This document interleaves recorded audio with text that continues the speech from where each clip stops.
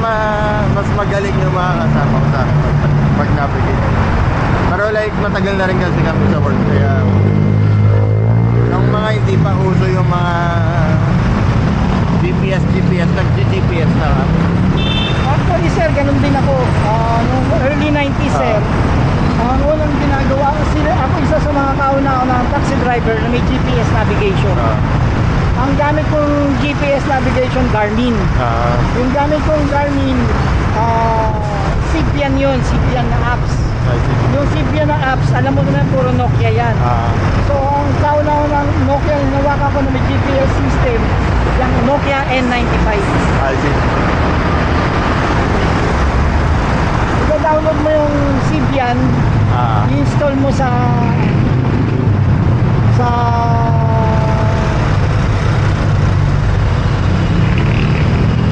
i-install mo sa N95 dahil tapos noon yung map naman i-download mo sa OpenStreetMap dahil meron na noon.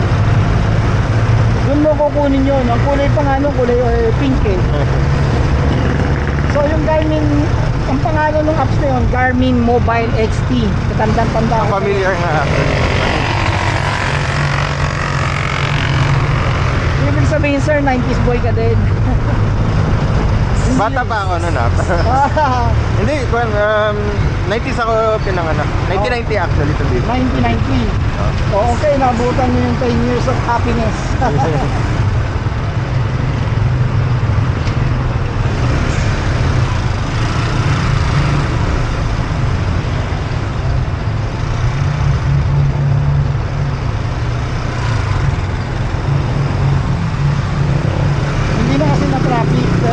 Nakita ko hindi ma-traffic, pero kung ma-traffic yan, meron dito shortcut na doon yung Edison yung may pulis kanina.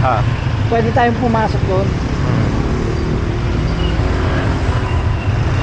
Pero familiar ako dito. Dito ako dati nag-work. Talaga. May the generics na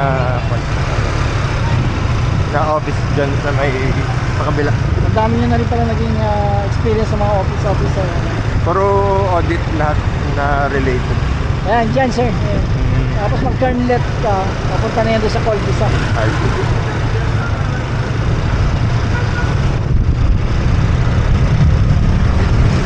Saka most ng mga work ko kasi puro gala. Wow. Puro field lahat, kaya ako naman yun nga, since nung nagkaroon ako ng asawa, kanina, magkaroon na ako ng baby. May lisensya ako before. Pero sa area lang ako ng Cubao. Binata ako. So nung mga age ko na 25, masasabi ko isa ako sa mga batang taxi driver. Dahil nga may anak na ako. Mas nakakatakot actually na kung may pamilya ka na, medyo 50-50 ka na rin actually sa kind of work na ang tawag ko dito. Yes. Magpapalayo ka sa kanila. At saka yung medyo delikado na kind of work. Yes. May iniisip ka na kasi. Yes. Kaya yun yung doon pumapasok yung binanggit ko sa inyo kanina. Pray before you go. Kasi yung trabaho nga namin talaga nito, yun na nga yun, 50-50 talaga. Hindi na hold upper ang kalaban. Nakita mo yun yung sa Caloocan yata. Halos lahat ng na viral agad yung mga lahat ng aksidente naman. Mostly sa taon na to, halos 4 ata na joyride movie ang mas maraming na involved sa kidnapping, hold up. I see. Grabe. Una yung nakasurvive yung dito sa may Victoria. Doon sa may Victoria, binaril yun. Sa may Victoria Avenue, ganyan sa may Caloocan, boundary ng Malabon.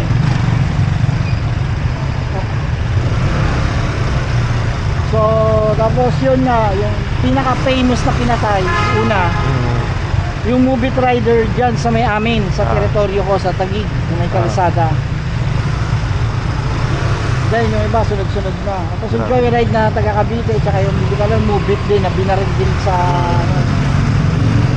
So mostly, maraming crime incident na may involved ang mga kagaya namin. Kabaligtaran na nga daw sabi ng isang customer ko, mas natatakot daw hindi ka matatakot. Yung biker ang natatakot sa customer niya. Hindi yung Oo nga. customer ang natatakot sa biker. Ang babae pa nagsabi niya, no? Oo. Sabi sa akin, kuya, ayun, hindi yung customer ang natatakot sa biker. Hindi yung biker ang natatakot sa customer.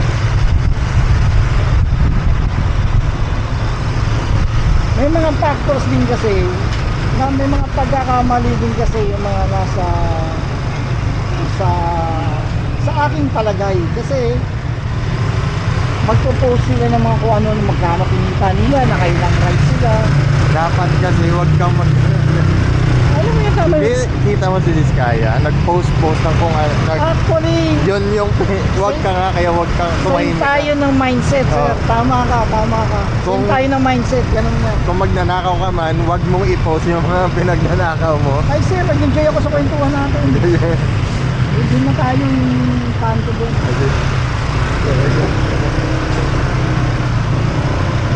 Ito ba yun? Hindi sir, yung napasarap yung kwentuhan natin. Lumagpas na natin. Actually sir, hindi ko namin yung papasok kasi naniningil sila dyan sa bukod Okay. lang ako. Familiar naman ako dito sa Ayan, yung looban na yan sir. Ah. Parang mga ano yan, yung pangalan ng mga Bible sir. Pangalan ng mga Bible yung lugar mo. Actually, sa bungad ka lang din naman sir. Dito ka na lang.